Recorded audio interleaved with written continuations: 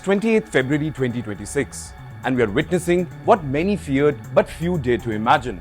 Open war between the United States, Israel, and the Islamic Republic of Iran has begun, a confrontation that has also ignited the entire Middle East. Well, it's US-Israel's Operation Roaring Lion against Khamenei.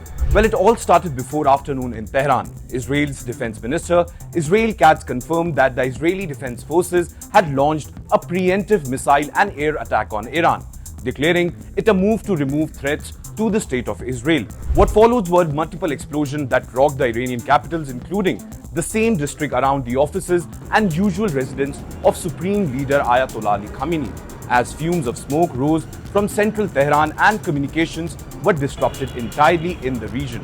Iranian and international media reported further strikes on key cities including Qom, Isfahan, Kuraj, and multiple other areas, hitting military, government, and security targets. And within minutes, Israel declared a nationwide state of emergency, closed its airspace, shut schools and non-essential workplaces, and ordered civilians near shelters as sirens wailed across the country in anticipation of Iranian missiles and drone retaliation.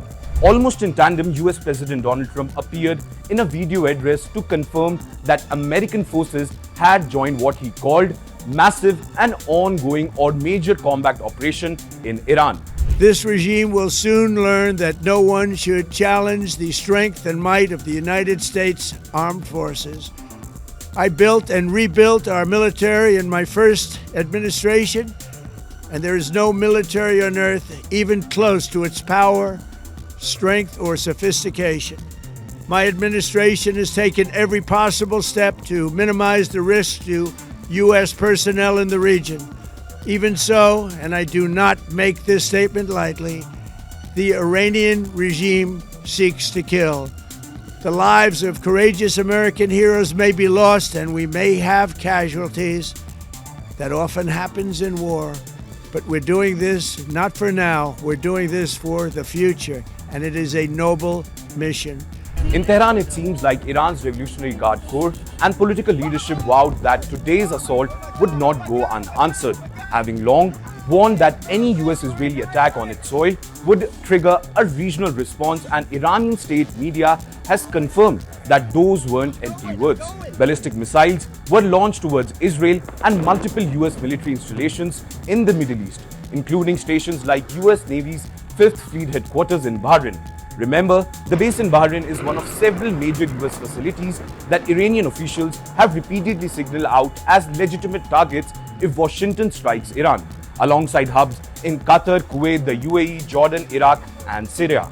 In fact, US forces across the region were already on high alert after last year's Iranian missile attack on Al Udeid Air Base in Qatar, carried out in retaliation for earlier US strikes on Iran's nuclear site, part of the 12-day war. Now it seems that Iran's axis of resistance is also joining the war as promised. Certain reports claim that Hezbollah is the first one to join Iran in attack against US and Israel. Remember, in recent days, Lebanese movement has drawn a red line, declaring it would join the fight if US-Israeli attacks sought to kill Khamenei or topple the Iranian regime, framing any such move as an attack on the entire axis of resistance. At the same time, Israeli leaders have bluntly warned Lebanon that any Hezbollah intervention would trigger massive strikes everywhere in the country, including civilian infrastructure such as airports. Remember, Israeli jets are already pounding targets in southern Lebanon and Bekaa Valley, hitting what the idea describes as Hezbollah military infrastructure, even as Beirut's fragile government pleads to stay out of an American-Iranian showdown. Also in Iraq, Iran-allied groups like Kataib Hezbollah speak of a total war in support of Tehran, while Yemen's Houthis and other members of Axis of Resistance readies missiles and drones, signaling that if this conflict continues, it will not stay confined to Iran's skies or Israel's border for long. Well, today the fuse has been lit, and the question now is not whether the region is at war, but how far and how fast that war will spread.